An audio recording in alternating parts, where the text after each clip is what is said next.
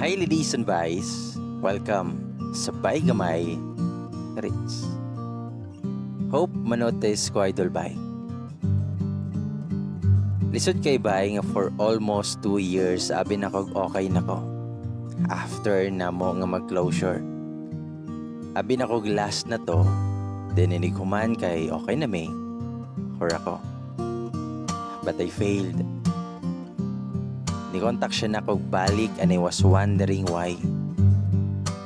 Gusto siya nga mag-best friend na lang daw me. But I answered directly nga di ko ganahan nga ang love kayo na ko sa una. Mahimo na lang na akong friends or best friend. Di siya masugot ba nga i-block na ako. Gusto siya nga mag-communicate gihapon me.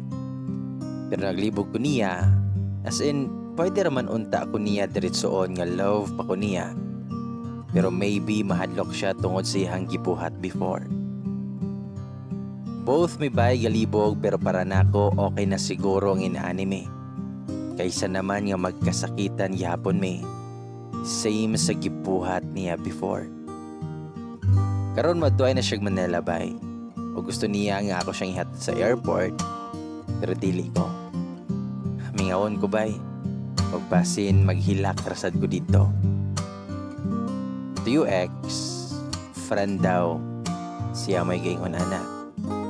Unta, happy ka karon. Finally, dream come true na kaayo na nga modong kag Manila. I'm here to cheer you up always. Love tika, but I need to let you go. Para ra po din natong duha. Pag-amping ato ha.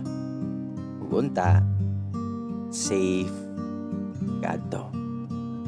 Love, Jan.